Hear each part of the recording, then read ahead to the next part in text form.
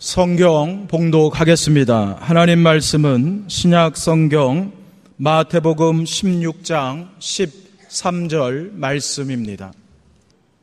마태복음 16장 13절부터 18절까지 말씀을 봉독하겠습니다. 예수께서 빌립보 가이사랴 지방에 이르러 제자들에게 물어 이르시되 사람들이 인자를 누구라 하느냐? 이르되 더러는 세례 요한, 더러는 엘리야, 어떤 이는 예레미야나 선지자 중에 하나라 하나이다. 이르시되 너희는 나를 누구라 하느냐?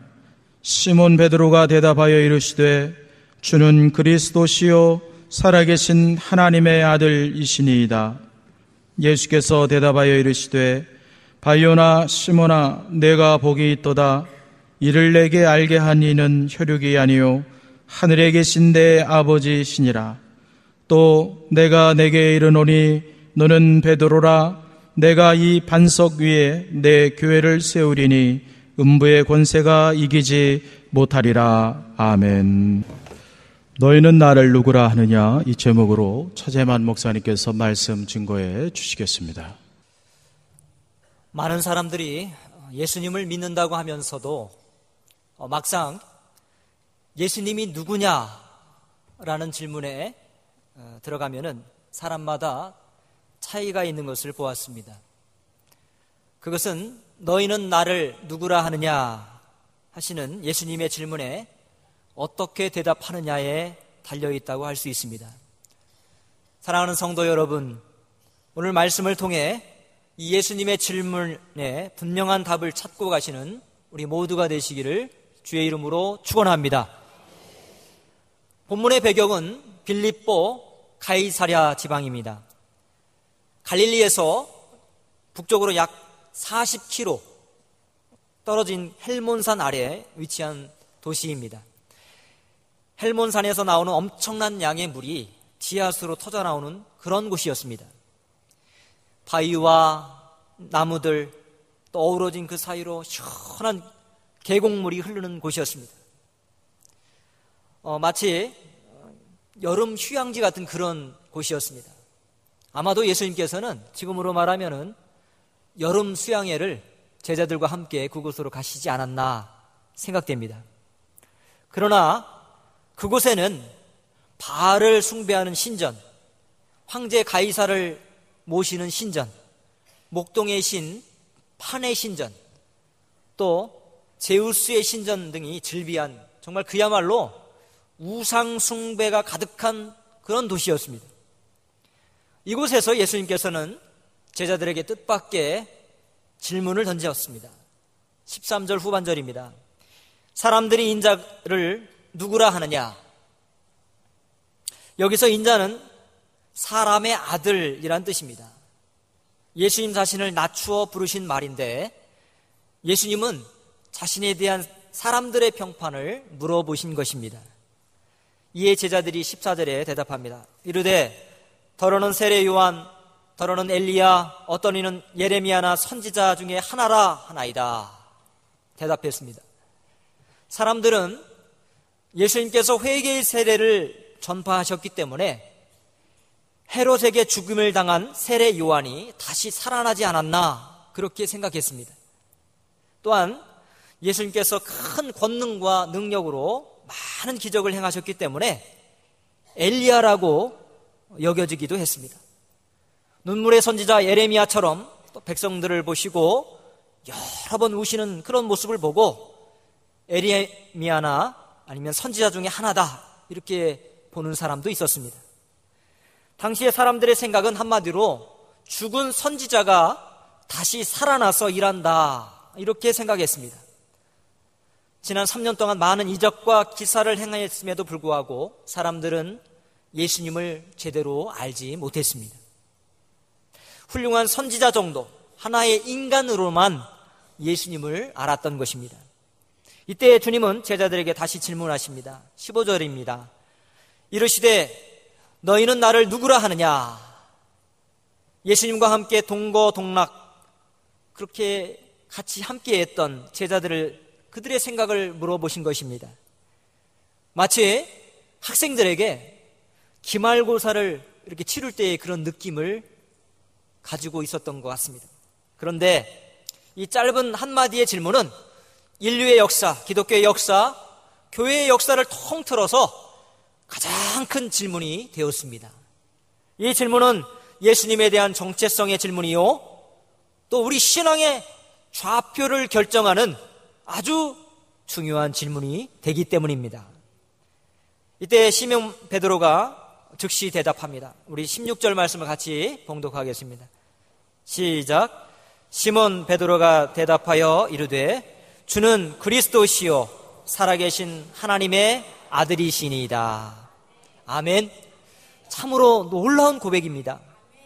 베드로의 고백은 그 개인의 고백인 동시에 제자들의 대표한 고백이요, 우리 모든 그리스도인들을 대표하는 고백이 되었습니다. 그리스도란 말은 예수님의 인성을 표현하는 단어입니다. 히브리인들이 그토록 그렇게 기다리던 메시아와 같은 단어입니다.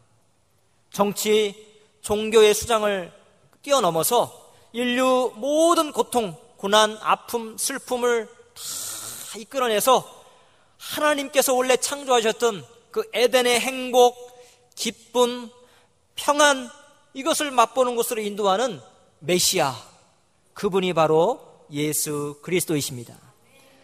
그리스도라는 게 문자적으로 보면은 기름 부음 받은 자, 이런 뜻을 가지고 있습니다. 구약에서 사명을 위해서 기름 부음 받은 사람, 즉 사명을 위해서 선택된 사람, 이것이 그리스도인데, 세 직분이 있습니다. 기름 부음 받은 세 직분은 첫째 선지자, 두 번째 제사장, 세 번째 왕입니다. 베드로의 신앙 고백 속에는 예수님께서 이러한 선지자, 제사장, 왕의 직무를 가진 구원자라는 의미를 내포하고 있는 것입니다. 이 말씀은 어떤 말씀이냐? 그리스도라는 말의 의미가 통일성도 있지만 다양성도 있다는 것을 의미하고 있습니다. 실제로 예수님을 기록한 사복음서에도 그리스도 대신 예수님의 그 모습을 다양한 필체로 다양하게 그 묘사하고 있는 것을 볼 수가 있습니다. 그래서 예수 그리스도는 모든 사람에게 모든 것이 되는 줄 믿으시기를 바랍니다. 어떤 분의 글에서 이런 글을 찾았습니다. 천문학자에게 그분은 밝은 새벽 별이십니다. 빵을 굽는 사람에게는 살아있는 빵이십니다. 은행가에게 그분은 숨겨진 보물이십니다. 의사에게 그분은 위대한 치료자이십니다. 지질학자에게 그분은 만세 반석이십니다. 재판관에게 그분은 모든 민족의 심판자이십니다. 왕에게 그분은 우주의 주권자이십니다. 신문기자에게 그분은 큰 기쁨의 좋은 소식이십니다. 철학자에게 그분은 진리이십니다. 과학자에게 그분은 창조주이십니다. 학생에게 그분은 위대한 선생이십니다. 여행가에게 그분은 길이십니다. 죄인에게 그분은 세상 죄를 지고 가는 하나님의 어린 양이십니다. 사랑하는 성도 여러분, 그분은 여러분에게 어떤 분이십니까? 저는 5살 때 아버지가 돌아가시고 아버지라는 단어가 없었습니다. 아버지라는 단어를 부르고 싶어도 부를 수가 없었습니다. 아빠, 아버지라는 단어는 저에게 잊혀진 단어였습니다. 그런데 예수님을 아버지로 만났습니다. 그 아버지로 만난 그 순간 밤을 새워가면서 눈물을 흘리면서 통곡하면서 아버지, 아버지, 아빠, 그렇게 외쳐며 예수님을 고백했던 그 순간이 지금도 떠오릅니다. 여러분, 예수님을 인격적으로 만나시길 바랍니다. 예수님을 영접하시길 바랍니다. 예수님은 우리의 모든 것이 되시는 줄 믿으시기를 바랍니다. 베드로의 두 번째 고백은 살아계신 하나님 아들이십니다. 살아계신 하나님의 아들. 이 말은 예수님의 신성을 표현하는 단어입니다. 우리와 같은 사람이 아니라 영원히 스스로 계시는 하나님을 나타내고 있습니다. 베드로의 이 간결한 고백 속에 우리의 모든 구원을 포함하고 있습니다. 예수님은 완전한 인간이시요 완전한 하나님이 되십니다. 죄의 문제는요, 인간 스스로 해결할 수가 없습니다. 인간이 아닌 하나님께서 직접 오셔서 책임을 지셔야만 해결되는 줄 믿으시기를 바랍니다. 인간의 가장 어렵고도 근원적인 문제는 하나님 앞에서 죄의 용서함을 받는 것입니다. 이 문제를 해결하시기 위해서 참 신과 참 인간으로 사람의 모습으로 이 땅에 오신 유일한 분이 예수 그리스도이십니다. 베드로는 이것을 신앙으로 고백하고 있는 것입니다. 어느 무슬림이 이슬람 교도 한 사람이 예수님을 구주로 영접했습니다. 많은 사람들이 그 이유가 궁금해서 찾아왔습니다. 물었습니다. 아니, 왜 무슬림을 버리고 또 마호멧을 버리고 예수님을 찾는가? 사람들에게 오히려 반문합니다. 아니, 내가 죽어가고 있는데 죽은 사람한테 살려달라고 해야 할까요? 아니면 살아있는 사람에게 살려달라고 해야 할까요? 사람들이 얘기합니다. 아이, 그야 당연히 살아있는 사람에게 해야겠죠. 그렇습니다. 역사상 무덤이 없는 사람은 예수 그리스도 한 분밖에 없습니다. 그분은 죽은 가운데서도 살아나셨습니다. 부활하셨습니다. 그 말은 예수 그리스도만이 죽은 자가 아니라 살아있는 자라는 뜻입니다. 그래서 예수님을 믿게 되었습니다. 이렇게 고백했습니다. 사도행전 4장 12절 말씀에 다른 이로서는 구원을 받을 수 없나니 저나 사람 중에 구원을 받을 만한 다른 이름을 우리에게 주신 일이 없다고 분명히 말씀해 주셨습니다. 여러분, 다른 이름은 없습니다. 예수 그리스도만이 구원자 되시는 줄 믿으시기를 바랍니다. 예수 그리스도만이 생명이십니다. 예수 그리스도만이 치유자이십니다. 예수 그리스도만이 회복자이신 줄 믿으시기를 바랍니다.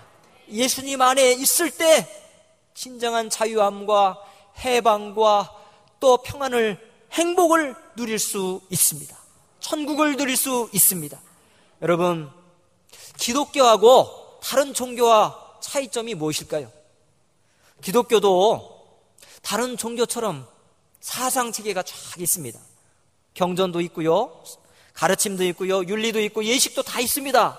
그런데 이것들보다도 더 중요한 것이 있습니다. 그것은 창시자입니다. 다른 종교는 창시자가 빠져도 종교 체계나 개념이 변화되지 않습니다. 그러나 기독교 신앙은 그렇지 않습니다. 예수님이 빠지면 아무것도 남는 것이 없는 것이 기독교입니다. 그러니까 예수님을 빼면은 영이 되는 거예요. 아무것도 없어요. 그래서 그리스도인의 신앙은 오직 그리스도에게 초점을 두는 줄 믿으시기를 바랍니다. 이것이 다른 점입니다. 세상의 종교는 이것들을 따르라, 이것들을 믿어라, 이것대로 행하라 얘기합니다. 그러나 기독교 신앙은 그분을 믿으라, 그분을 따르라, 그분을 영접하라. 그분은 바로 예수 그리스도이십니다. 사랑하는 성도 여러분, 예수님만이 우리의 죄 문제를 해결하신 구원자요, 부활 승천하시고 어제나 오늘이나 영원토록 동일하게 살아계시는 하나님이신 줄 믿으시기를 바랍니다. 베드로의 고백을 받으신 예수님께서는 베드로를 칭찬하시며 말씀하셨습니다. 17절입니다. 예수께서 대답하여 이르시되 바요나 시모나 내가 복이 있도다. 이를 내게 알게 한 이는 혈육이 아니요 하늘에 계신 내 아버지시니라. 이게 무슨 말씀일까요? 예수님께 대한 신앙 고백은 베드로의 인간적인 능력에서 깨달음에서 온 것이 아니라는 것입니다. 오직 하늘에 계신 아버지께서 성령으로 감화 감동 역사하셔서 그 신앙을 고백하게 한 줄 믿으시기를 바랍니다. 달리 말하면은 우리의 신앙 고백은 전적으로 하나님, 성령 하나님께서 역사하시는 놀라운 사건이라는 것입니다. 여러분, 여러분의 삶의 자리에 이러한 놀라운 성령의 역사가 주렁주렁 맺힐 수 있기를 주의 이름으로 축원합니다. 날마다 고백되고 선포될 수 있기를 주의 이름으로 축원합니다. 이어서 예수님께서는 놀라운 말씀을 하셨습니다. 18절입니다. 또 내가 내게 이르노니 너는 베드로라. 내가 이 반석 위에 내 교회를 세우리니 음부의 권세가 이기지 못하리라. 베드로의 신앙 고백 위에 교회를 세우시겠다고 말씀하셨습니다. 여기서 교회라는 표현이 여기 처음 마태복음에 처음 등장합니다. 이 짧은 신앙 고백이었지만 이것이 기독교 교회가 태동하는 놀라운 고백이 된 것입니다. 교회의 기초는 올바른 믿음 안에 있는 줄 믿으시기를 바랍니다. 아무리 교회가 돈을 엄청 많이 들여서 멋지게 아름답게 훌륭하게 잘 지었다 할지라도 여러분, 잘못된 믿음 위에 세워진 교회는 교회라고 볼 수 없습니다. 역사적으로 교회가 무너진 이유가 무엇입니까? 화려한 예배당을 세웠지만 바로 이 신앙 고백이 사라지고 또 희미해졌을 때 교회들은 다 무너져 갔습니다. 이 신앙 고백이 형식적이 되고 굳어버릴 때 교회들은 병들어 갔습니다. 현대사회는 포스트 모더니즘 사회라고 합니다. 그것의 주요 특징은 뭐냐면은 절대성이 없다는 거예요. 다 상대적이에요. 모든 것이 자기 마음대로, 자기 식대로, 자기 편한 대로입니다. 내가 좋으면 다 좋은 거예요. 나쁜 거 좋은 거 이게 아니라 그냥 내가 좋으면 다 옳은 거예요. 마치 성경의 사사 시대를 우리가 살고 있습니다. 자기 소견에 옳은 대로 행하였더라. 보기 좋은 대로, 자기 마음대로. 이렇게 살아가는 이 포스트 모더니즘 시대에 모든 음악이나 또 드라마나 영화나 이런 걸 볼 때 삶의 그 밑바닥에 뭐가 깔려있느냐? 다 모든 게 상대적이라는 거예요. 절대적인 게 없다는 겁니다. 절대 윤리도 없고 절대 도덕도 없고 거슬러 올라가면 절대자도 없는 거예요.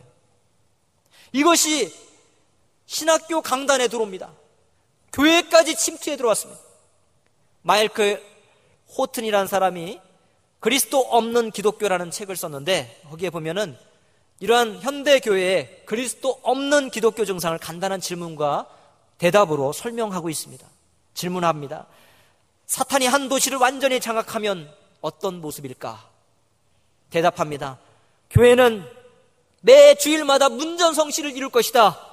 그러나 교회에서는 그리스도가 선포되지 않을 것이다. 너무나 충격적인 진단입니다. 교회에서 복음이 선포되지 않고 복음이 없는 율법만 강조되면 성도들은 영적인 실조에 걸릴 것입니다. 긍정의 힘, 형통, 믿음으로 또 입으로 시인하는 믿음, 승리하는 생활 비결, 제자도의 촉구, 더 열심히 더 노력하고 물론 좋습니다. 그러나 복음보다 앞설 수 없습니다. 그리스도가 빠진 형통, 그리스도가 빠진 제자도, 그리스도가 빠진 교회 있을 수가 없습니다. 아무런 의미가 없기 때문입니다. 그래서 교회가 고백해야 할 믿음은 오늘 베드로처럼 두 가지입니다. 하나는 예수 그리스도께서 우리의 구세주가 되신다는 것, 또 하나는 예수께서 살아계신 하나님의 아들이시라는 것입니다. 베드로의 고백은 이후에 교회 공동체에 늘 고백하는 신앙 고백이 되었습니다.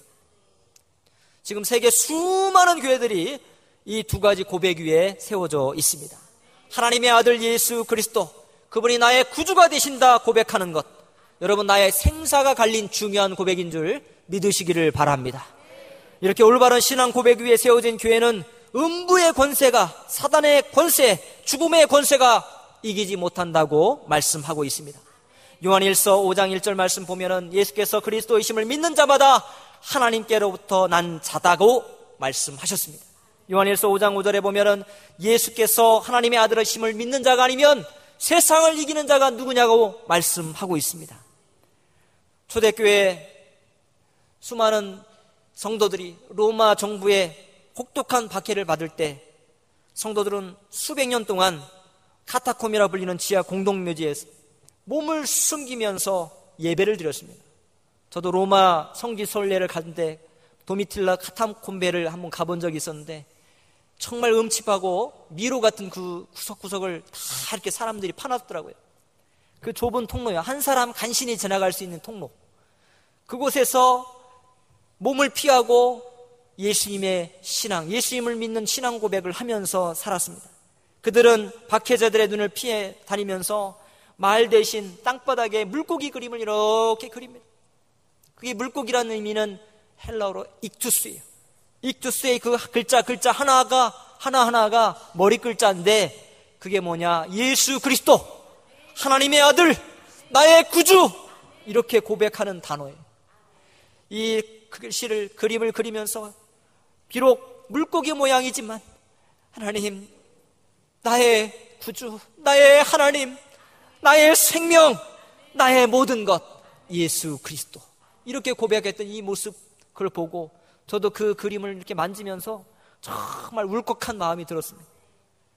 이렇게 생명을, 정말 생명조차도 다 모든 걸 포기하면서 조차 죽음까지도 예수 그리스도의 이 신앙을 버리지 않았던 이 믿음, 이 신앙 위에, 이 고백 위에 굳건히 서야 됨을 다시 한번 깨닫게 되었습니다.